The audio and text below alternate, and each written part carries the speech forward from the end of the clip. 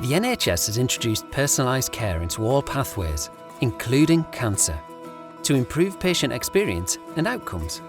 We all know that a diagnosis of cancer and a treatment that follows can be a very difficult time for our patients and the people close to them.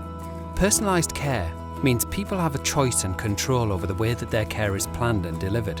It's based on what matters to them and their individual strengths and needs. We know patients will have improved outcomes if they're empowered to share the responsibility for their care. Personalised care allows us to respond positively and be more inclusive to our approach, helping us to reach all members of our communities. As your patients will be empowered to be involved in their care, it will be more important than ever to embed shared decision-making. Shared decision-making guidance was released in 2020 to support healthcare workers having these discussions with patients. The important thing is to listen to patients and encourage them to ask questions. You'll find out what matters most to patients about their health and well-being, their wishes and fears. There are different tools that can be used to do this, such as holistic needs assessments, personalised care and support plans, and end-of-treatment summary. You may be involved in completing these with your patients, or see them in your patient's health records. The focus on personalised care has also meant that there is a great deal of interest in pre-treatment interventions, also known as prehabilitation, prior to any cancer treatment modality. By improving their overall health and well-being, the patient will have better outcomes and could need less intensive support.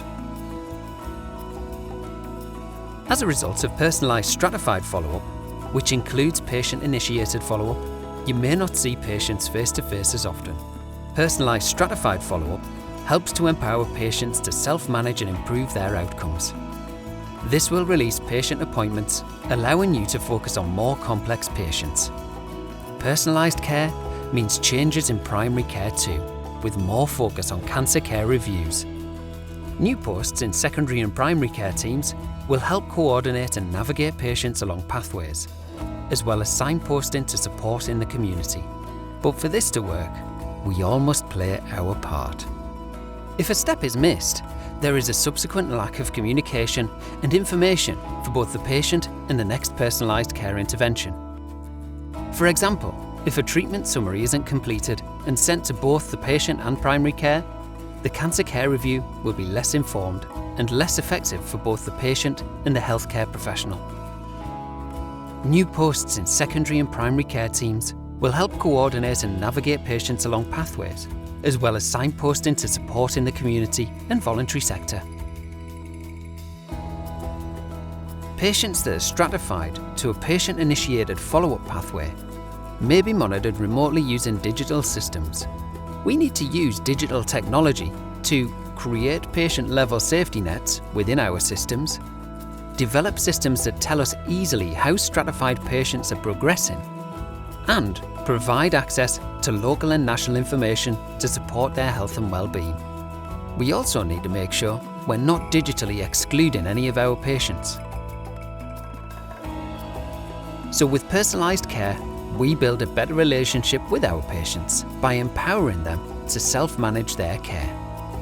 The care that we provide will be focused on what matters to our patients. More joined-up working across the integrated care system between primary, secondary, community and voluntary services will improve patient care and outcomes.